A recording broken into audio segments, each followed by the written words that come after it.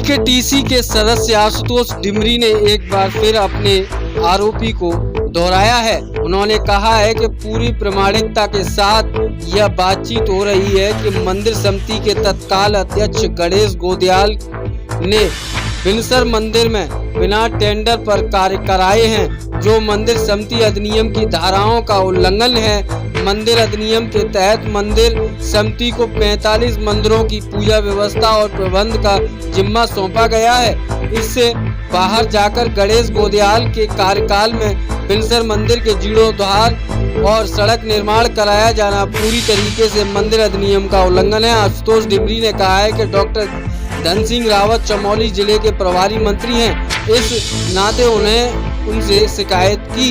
उन्होंने कहा है कि जब जांच के आदेश हुए हैं तो फिर गणेश गोदयाल घबराए हुए क्यों हैं? स्वयं देखिए ब्यूरो रिपोर्ट UV24। उसका MOU उसका प्राइवेटाइजेशन गोदयाल जी के टाइम पे एक प्राइवेट व्यक्ति को दे दिया है और वो वहाँ बद्रीनाथ केदारनाथ के नाम पर अपना बेनिफिट ले।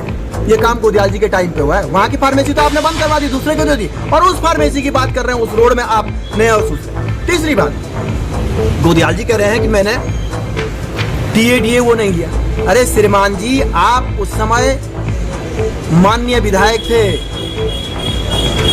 आप संसदीय सचिव थे, आपको सरकार की ओर से विधानसभा के भवन में कक्ष आवंटित था, कार्यालय आवंटित था, स्टाफ आवंटित था। आप एक ही जगह से तो वेतन लेते। और फिर इतनी हंसी वाली बात है कि वेतन क्या लेना था, आपने करोड़ों का काम बिना टेंडर के किया है, तो वेतन की जरूरत कहाँ पड़ रही है आपको? और फिर आप एक अवर अभियंता से एक अधिशासी अभियंता बना दिया और उसका पक्ष इतने बड़े ढंग से ले रहे हैं। अरे भैया, अधिशासी अभियंता कब बनता है? अधिशासी अभियंता मतलब जिसको एक डिवीजन की जिम्मेदारी हो। डिवीजन का स्ट्रक्चर क्या है मंदिर समिति के भीतर? और आप कह रहे शासन ने किया, तो शासन की आंख में आपने धूल झोंकर शासन से अप्रूवल करा के 1-2 साल के भीतर एग्जीक्यूटिव इंजीनियर पे प्रमोट कर दिया। स्पष्ट रूप से शेड्यूल 1 और शेड्यूल 2 में मंदिर डिफाइन किए गए।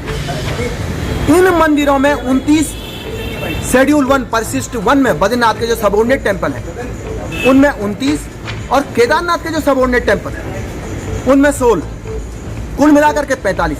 ऐसी क्या इतनी बड़ी बात हो गई थी कि आपका ध्यान पंच केदार के गद्दी स्थल ऊखीमठ के जो ओंकारेश्वर मंदिर है उसके परिसर की तरफ या वहां पे बाराही मंदिर या और मंदिरों की तरफ नहीं गया, और आपका बिल्कुल इन 45 मंदिरों से ऊपर उठ करके आपका ध्यान सीधे चले गया पौड़ी का जो एक रिमोट मंदिर है बिनसर मंदिर, उसका जीर्णोद्धार होना। बिनसर मंदिर के प्रति हमारी आस्था है, भगवान बोले कि जय हो। विषय ये नहीं है, विषय ये है कि आपने 1939 बद्रीनाथ केदारनाथ मंदिर अधिनियम का उल्लंघन करके बड़े पैमाने पे मंदिर के धन का अपव्यय किया है। और मजेदार बात, वो तो उन्होंने एडमिट कर दिया और इतना करोड़ों का काम हुआ। पहले कह रहे 3 करोड़ हुआ है, अभी मैंने सूचना मांगी और फिर कह रहे हैं कि हाँ 6-7 करोड़ के बीच में और हुआ। अभी मैं पूरे रिकॉर्ड मंगा रहा हूँ, मैंने इंस्ट्रक्शन दिए हैं और मुख्य अधिकारी जी को कहा है कि ये पूरे रिकॉर्ड दें 2-4 दिन, क्योंकि विषम परिस्थितियाँ हैं। कुछ रिकॉर्ड केदारनाथ में होगा, कुछ रिकॉर्ड बद्रीनाथ में होगा। वो रिकॉर्ड से पूरे तस्वीर सामने होगी, फिर दूध का दूध और पानी का पानी होगा। सवाल ये है, इतने बड़े पैमाने पे अमाउंट खर्च की गई, पहले तो एक्ट का उल्लंघन कर दिया और फिर आपने निविदा भी नहीं की। हजारों और लाखों का काम नहीं है, करोड़ों का काम है। पूरी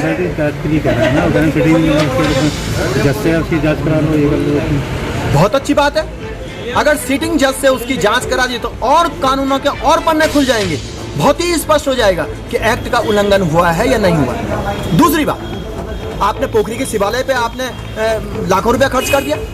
आप प्रतापनगर सड़क की बात करें, अरे मंदिर का काम, मंदिर समिति का काम सड़क निर्माण थोड़ी नहीं है किसी अन्य क्षेत्र में जाकर के। अपने मंदिर से जुड़ी हुई कोई सड़क है तो समझ में भी आती है एक बात। बद्रीनाथ के इन 45 मंदिरों में जाने का कोई रास्ता बनाना हो, कोई सड़क बनानी है, अप्रोच रोड बनानी हो और वहां खर्च करना हो तो भी समझ में आती है बात। लेकिन आप कहाँ बना रहे हैं? प्रतापनगर में कांग्रेस के विधायक ने बोल दिया तो आप सड़क का निर्माण कर रहे हैं, और अब क्या कह रहे हैं कि वहाँ फार्मेसी, कौन सी फार्मेसी चल रही है?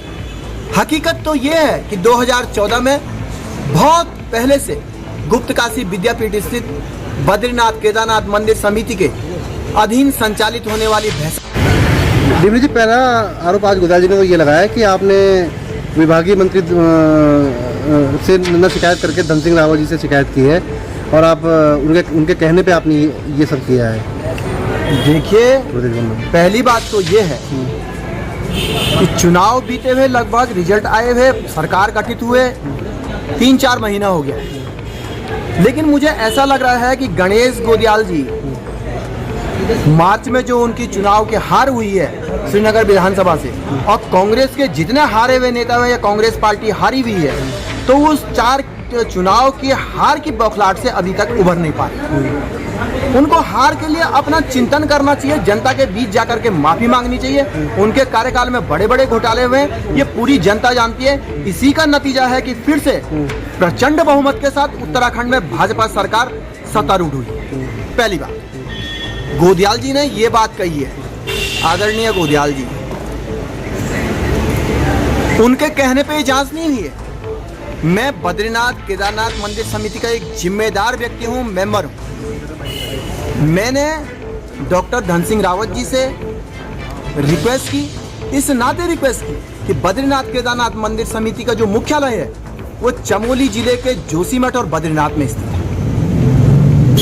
डॉक्टर धन सिंह रावत जी चमोली जिले के सरकार की ओर से प्रभारी मंत्री, तो मैंने प्रभारी मंत्री के नाते उनसे रिक्वेस्ट की, उनसे आग्रह किया कि बहुत गंभीर विषय है, भगवान बद्री विशाल और केदार बाबा की तिजोरी पर डाका डाला गया है, और गोदियाल जी के कार्यकाल में जितने भी उस चेन में है, चाहे वो कोई अधिकारी हो, चाहे कोई अवर अभियंता से लेकर अधिशासी अभियंता तक हो, वो पूरी इस चेन में, इस फिक्सिंग में है, और एक्ट के परिधि से बाहर जाकर के आपने भगवान बद्री विशाल और केदारनाथ के जो खजाना है, जो धन है, उसका अपव्यय किया है।